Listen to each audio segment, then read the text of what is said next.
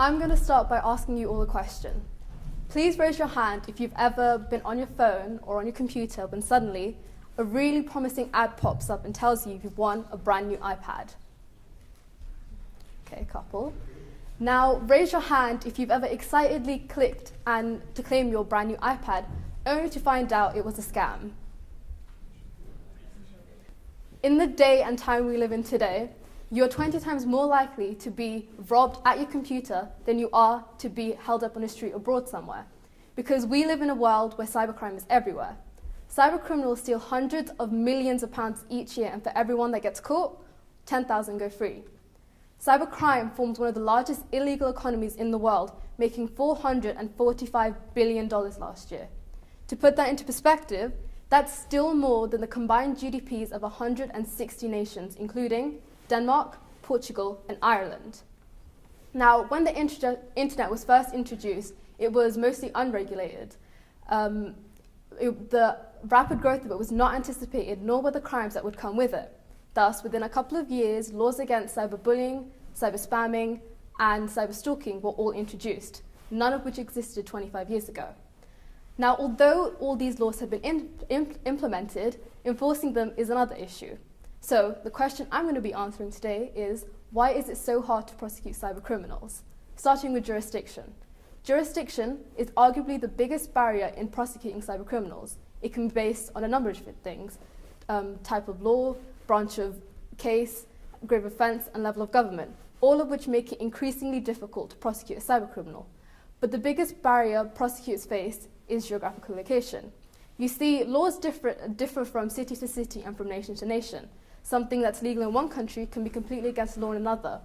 This complicates things, especially when the perpetrator is in a country where what he or she is doing is perfectly legal, but the victim is in a country where it's a clear-cut crime. Law enforcement only have the authority to enforce laws within their jurisdiction. A police officer commissioned in London has no authority to arrest someone in Edinburgh, just as the police force in France have no authority to arrest someone in Spain, and so forth.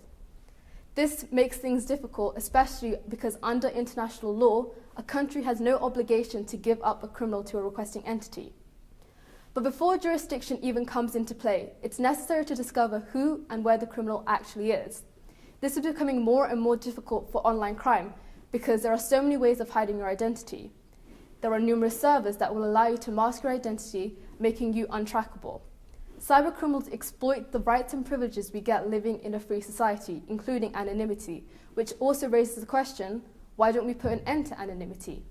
While attempts to better track online identity and end anonymity have raised concerns for privacy and resulted in public backlash. The next step in prosecuting a cybercriminal is collecting legal evidence.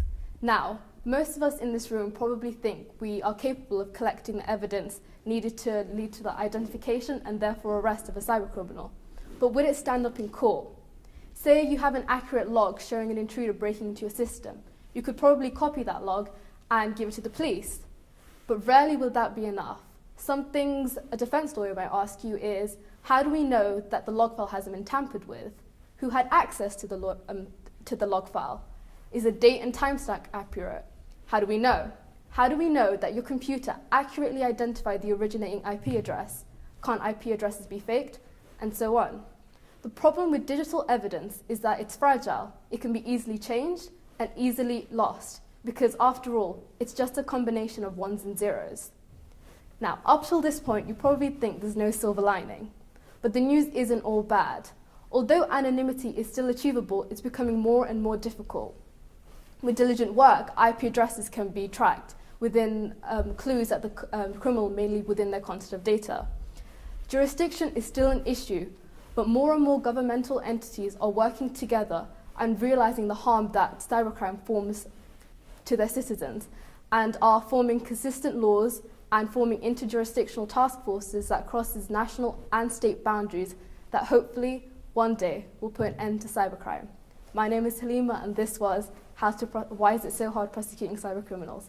Thank you for listening.